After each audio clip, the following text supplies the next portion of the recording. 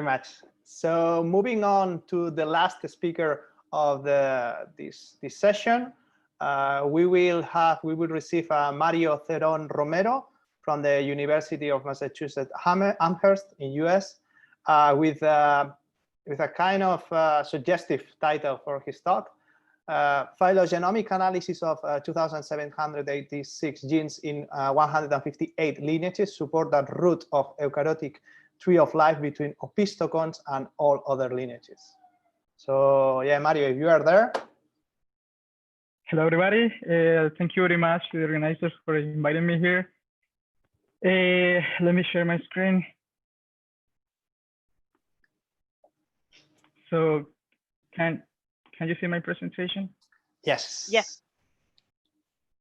Okay.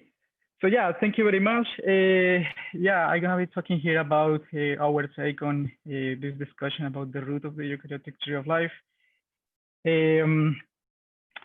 So there's been a lot of work on the different branches on the root, on the tree of life. And so far we know that there are at least 5 different major clades in the eukaryotic tree of life. But when it goes to the root, there's still a lot of uncertainty. There are some hypotheses that have been published about the root of the eukaryotic tree of life. The most popular one was the one published in 2003, in which it places the root between Unikonta and Biconta. Unikonta is a group that is composed by Amibuzoa and also Opisthokonta. And then after that, there were a couple of other very popular, also very popular roots, but include some changes on the Unikonta clade. And then we also have some alternative roots, one placing this root between Opisthokonta and the rest of the eukaryotes, and another one which places the root between an excavata group, which is Discova, and then the rest of the eukaryotes. So, I mean, advances in high throughput sequencing have been very key, you know, for increasing the opportunities to detect more phylogenetic signal. But at the same time, we know that these things come with also many problems, you know, like contamination, bioinformatic errors. And because of that, in the Katz lab, we developed this phylogenomic tool, which is a phylogenomic pipeline, a PhyloToL, just to be able to take advantage of these sequencing technologies, but at the same time, being aware of the problem, you know, the contamination. So this phylogenomic pipeline is composed of, well, there are 3 major components.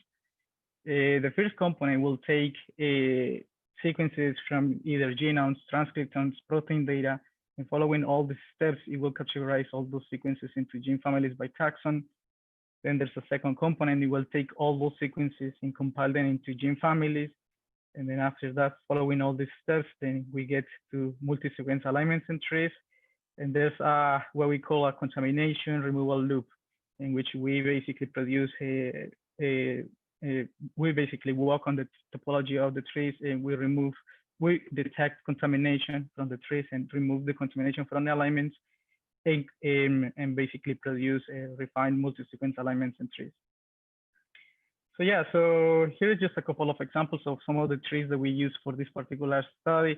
Again, this is a database of more than 2,700 different gene trees, but in general, they are very conserved, and you know, but they could represent very different stories. You know, this is a very simple tree, and this is a tree that is definitely showing a very complex pattern of gene duplications. So why we decided to use PhyloToL instead of other different phylogenomic pipelines? Well, first of all, is because PhyloToL is very flexible, and in order to work with a database like the database that we were working with, that basically represents 2 billion years of evolution. So we needed to have we are being able to tweak some of the components of this phylogenomic pipeline in order to get to handle this type of data. The other thing is just the fact that with PhyloToL we can use genomes, transcriptomes, protein data, and that also represents for us a more representation of different taxa. And then the last thing is just the fact that we were able to detect contamination and remove contamination from those different sources. Now, estimating the root, we decided to use this database of 2,700 different gene families. We use 4 different data sets. And the difference among those data sets is just the way that we pick the taxa. So it was different criteria for those data sets. And then we decided, instead of using concatenation approach, which is the more famous approach for this type of study, or for at least for this question, we decided to use a gene tree parsimony and species and gene tree species tree reconciliation methods. So why we decided to use that method instead of concatenation? Well, there are several reasons, but I think the most important reason for us was, first of all, the fact that with concatenation, then you need to basically pick the sequences that are going to end up being your orthologs that compose this supermatrix in order to produce your species tree. And when you're doing this, you are ignoring a lot of paralogs, then you're basically ignoring gene duplications. And for other tools, like for example, the one that we ended up using, which is IDTP, this actually represents phylogenetic information. And then the other thing is just the fact that with concatenation, then you need to have an outgroup in order to have a root in your species tree. And then for this particular question, you are talking about the eukaryotic tree of life. So the outgroup will be some archaeal lineages. And then the evolutionary distances is so huge, and it's very problematic. And there have been some workarounds. People have published papers using, for example, genes that are with bacterial ancestry. But the thing is that it also has its problems. You have to ignore some eukaryotic lineages that are very key for the story. So yeah, we decided to use then this methodology, which is basically comparing species tree and gene trees, as you can see here. And then based on the difference between those two topologies, then you can actually come out with a number of duplications and losses from your data set. And using these numbers, you can actually come out with the best root. So at the end, we picked the species tree that contains the fewest number of duplications and losses. That will be the best species tree and the best root. So yeah, so going back to our sampling. So again, we were working with around 150 taxa per data set. And this table is just to show the level of inclusion that we have in our database. Here in the left, then we have all the different major clades in eukaryotes. But yeah, and then as I said before, we were using 4 different data sets. And then the difference between or among these data sets is just the way that we picked the taxa. So they were the different criteria, as you can see here. Okay, so for the results, so what we're having is, first of all, we are having a very interesting root between fungi and the rest of the eukaryotes, but also the possibility that we are having a root between Opisthokonta and the rest of the eukaryotes. I'm going to explain this in this graph. So basically, here in the y-axis, we have our reconciliation cost. The lowest, the better.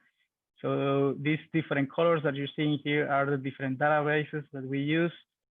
And then here in the x-axis, what we are having is the most parsimonious root per data set.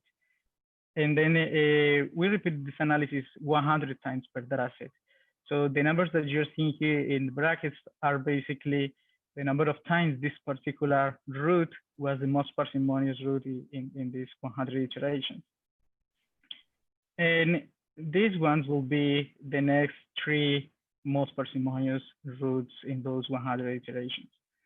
So yeah, so the first thing that was very surprising for us first, it was to get this root between fungi and the rest of the eukaryotes. But also something that was very interesting to see is that the next deepest level was almost always Opisthokonta. Even in the cases, for example, that we have, for example, this root between excavata, for example, here, you can see that the next deepest level is Opisthokonta. So that makes us think, is it possible, for example, that what we're having is that actually the root is between Opisthokonta and the rest of the eukaryotes, and maybe some phylogenetic artifact is actually splitting this fungi from the rest of the Opisthokonta. And then we have some reasons, to believe that. The first thing is the fact that the monopoly of Opisthokonta has been very well established from like many years ago. The other thing is that there's also the possibility that there's lateral gene transfer between fungi and bacteria. There's some evidence for that.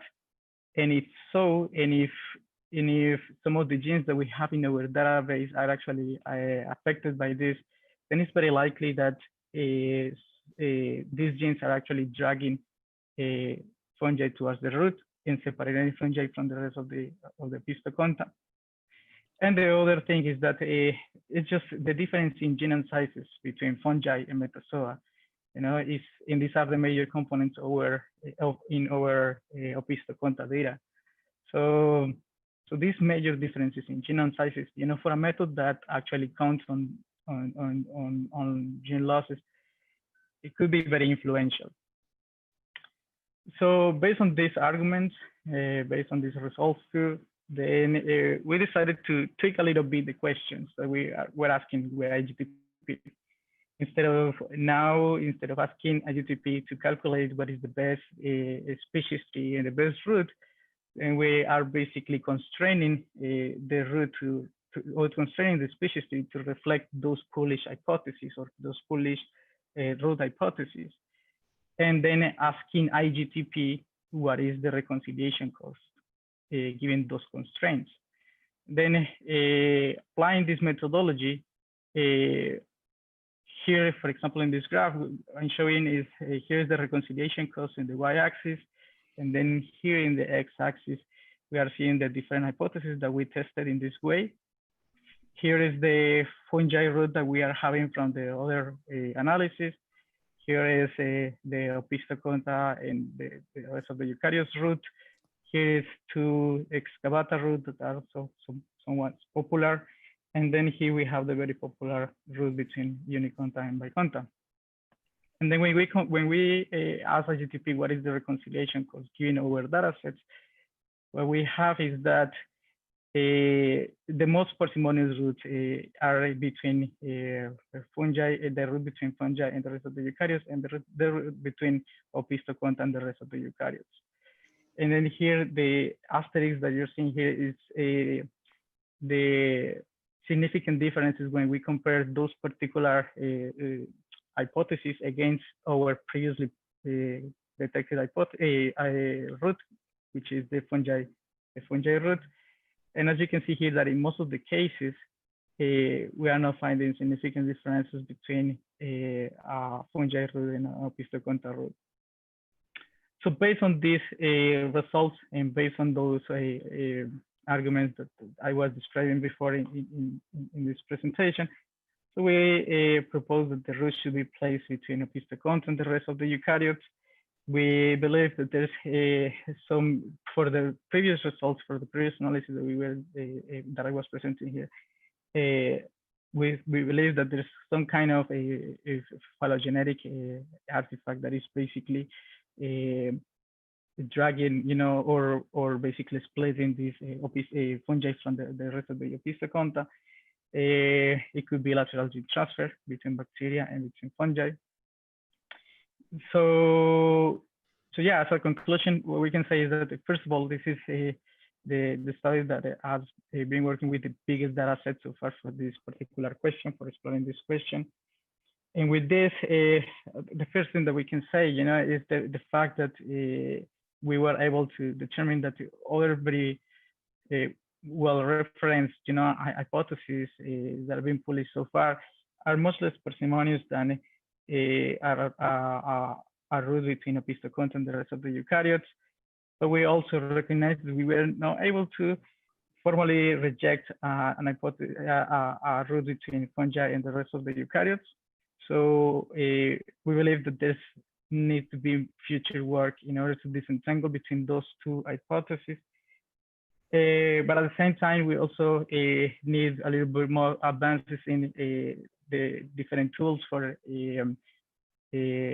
species tree and gene tree reconciliation methods, mostly when it comes to probabilistic methods. We were able to use one very important method for this, and we were not able to get a route in a reasonable time.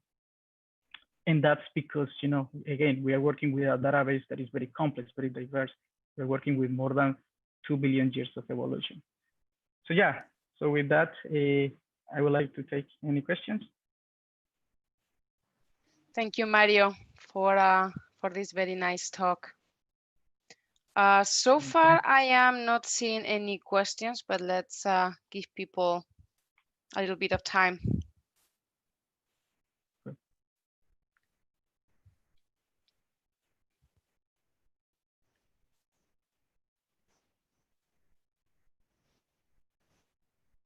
Let's wait 30 seconds or something like that while Elena joins as well, the next speaker. Okay. Martin Ramirez is asking, will outgroups favor one over the other? Topology, I guess. Well, yeah, I mean, in that regard, I guess he's asking if we ended up using concatenation alignments and using outgroups. The problem with this is just picking the outgroups. You know, the outgroup will be what, archaea lineages, and then that will restrict our analysis to just a bunch of gene families. Or yeah, I mean, that's the thing. You know, all the other is what people have used in the past, which is instead of using genes from archaeal origin, using genes from bacterial origin, which is more recent evolutionary story. But the problem again is that you're restricting that to just a bunch of gene families. You know, the idea here is that we wanted to basically explore a more promising methods, you know, that basically don't depend on the outgroup and allow us to use a huge database of more than 2,000 gene families. Robson Francisco de Souza was asking, so all 2,786 gene families were supposed to be in LICA? No, yeah, that's a good question. No, actually not. We have some criteria of inclusion. You know, some of the gene families are present in 3 major clades, 4 major clades. You know, we have some level of conservation that we allow the gene to have, but the lowest conserve that it could be is at least present in 3 different major clades of eukaryotes. Nice. All right, so thank you so much, Mario. Please feel free to have a look at the channel in Slack because more questions were popping. Thank you. Thank you very much. Thank you very much. Thanks. All right.